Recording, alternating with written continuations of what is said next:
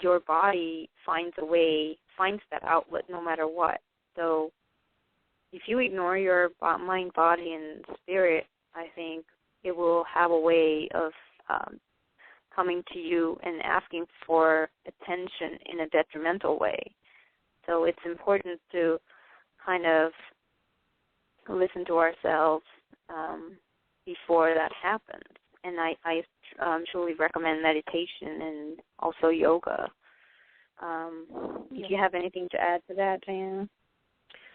Sometimes even you shut down, because I had a period when I just shut down emotionally completely, because when you are misunderstood, you go you have so much stress around. Nobody understands you. Like you said, everybody wants logical explanation, and at the time I didn't have logical explanation, and I was angry. I had so much mixed emotions.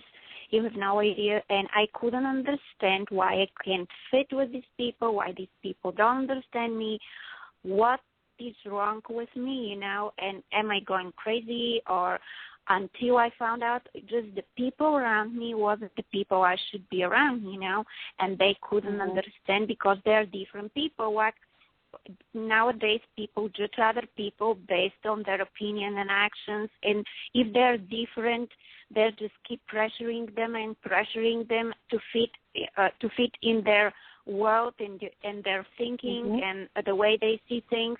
Is just so much pressure for a person like this who is a different person and view the world differently.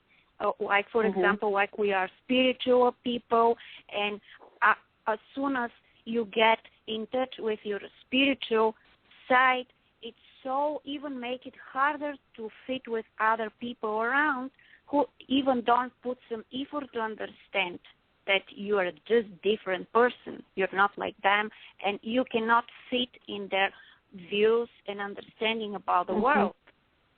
And if something happens, I truly agree with you on that one. Yeah, and I know a lot of people are having this problem right now, and they're trying to find a shoulder to start expressing themselves, telling them how they feel, or they shut down completely and they stay at home in the corner, scared, depressed, resentful, and they just cannot let out their real feelings and who they are, their real personality. It's devastating. And I want to add a point about embracing your pain. I wrote an article about it too, and I think most people feel sympathetic. If you were to tell your friends and family or anybody really, because abuse is obviously not considered a good thing, and I don't either. When you go through it mentally, physically, and spiritually, but I think there's so much more to that pain than looking at it in a sympathetic way. You can always embrace it, and sometimes that pain is what keeps you going, moving forward. The fact that you've been there and you've been in a situation where you have had absolutely no control, and it's not your fault, and you just come out of it, and you sometimes it helps to look at that situation in a different perspective, without saying, oh, how bad you have it and how angry you are or how hurt you are, how painful it was. Just not having those thoughts in your mind, like not letting your mind talk to you, but actually let the feeling talk to you, meaning the pain that you went through. If you try to actually embrace it, it can take you to limits that you never knew that you had. What I mean by it is that this pain, once you've been there and you understand how bad you can have it. It's almost like you feel invincible when you come out of that particular situation or pain. So if you can compartmentalize your thought and just look at it as one other situation in your life, and everybody goes through life, and every time you think that you have it bad, I'm pretty sure that there's someone out there who has it worse than you. So I think it's really important to be able to embrace your pain and move forward to, let's say, I don't know, just be able to live your life in a way that where you don't have to be obligated to explain yourself to anyone.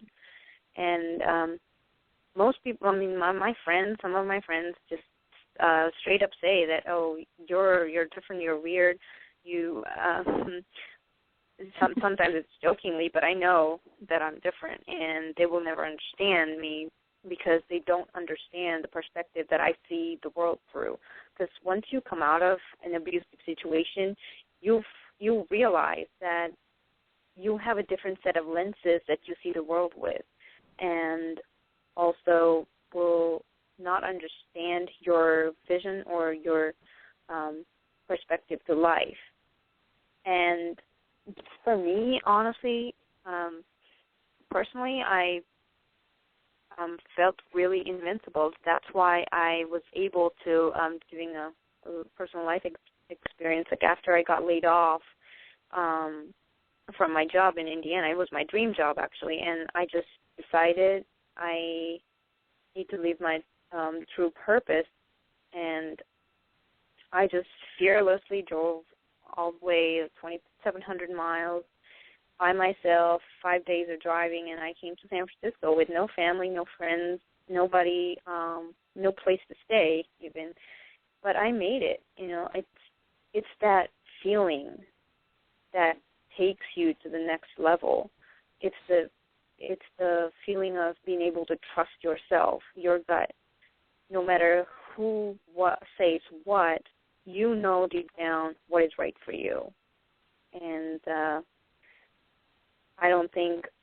I personally don't really listen to anybody else telling me what I should do. And, I mean, obviously I'm really open for advice, but I only take what I need to take in.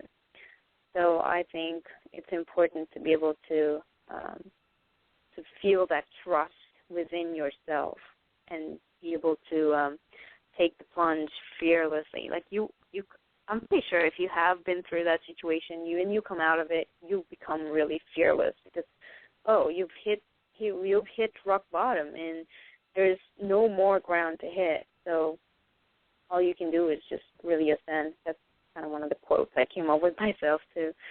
So anyway, do you have anything to add, Diana? The best feeling for me was when I found my purpose in life, and I trusted and I did it the way the things were like taught to me by the voice I had inside myself. It was the most amazing feeling in the world. I felt free, you know. I didn't care anymore about what the other people are going to tell me, or how they feel about me. I was the happiest person in the world, you know. And like you said, you had to hit the rock bottom. I was in deep depression. I was so lonely. Nothing would you'd give me joy or make me happy or anything like this, you know. Mm-hmm. And as soon as I wrote my book, it's working enough, and I feel so grateful. My book became an award-winning book 2 months after it was published. The publisher accepted my book. It's like the things were flowing. But like you said, I hit rock bottom. I couldn't do it. I couldn't move. I couldn't function properly. It was really, really downtime for me. And I have been sitting in this corner. I'm always telling about this dark corner for years and years and years, pounding myself, trying to fit in the people's views about life, trying to make everybody happy, and I never asked myself, am I happy? What do I want for me? And stuff like this. It was the loneliest years in my life, but I don't feel like I'm a victim, I'm so happy. I accept everything like a lesson, lessons I had to learn, and I had to start loving myself, and I start asking myself, what I want, like you said, to listen to my body, to listen to the voice inside, to listen to my gut, and not pay attention to anything around me. Trust myself. So I know. This is a lesson. This had to happen, and that's what I'm trying to tell everybody. If things get really harder, it means it leads you to a much better life. You have to learn the lessons, and as soon as the right time comes, things are going to become easier and easier, and you're going to get the life you deserve, and you're going to find out who you are, what is your purpose. It's just that easy. And the right people start coming in your life. You're not alone. There are other people like you. That's what I found out also. Oh, I definitely agree on that one. Because I like the fact that you mentioned about if it's meant to be, it will happen, and it's a matter of time till you realize the value of your pain, and then good things, start coming. It's about attracting the good things too. It's opening yourself up for the good out there. There is good out there, and it's about believing in yourself and the world, pretty much. And I do want to congratulate on your book and your award, which is amazing. Thank you so much. Do you want to speak a little bit about your award? What the basis of it was and all that? It was award. It's another award-winning, Pink Award-winning for Best Romance. And I didn't expect all this to happen to me. I just went one day on internet. I just found this website and entered my book to send it.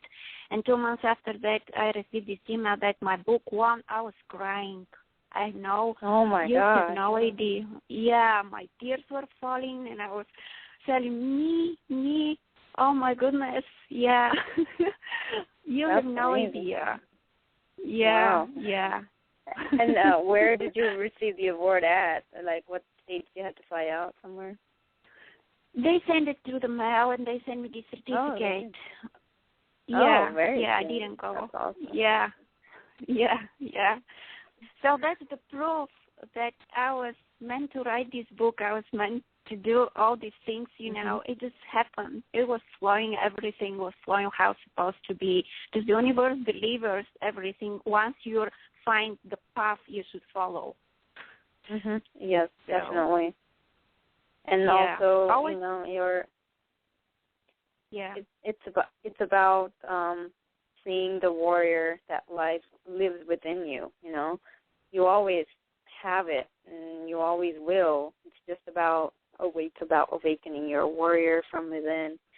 And it's other people label you as a victim. Even the law enforcement, immigration, or whatever. People, friends, family, they always label you as a victim, but it's up to you to be able to pick up your weapons from inside.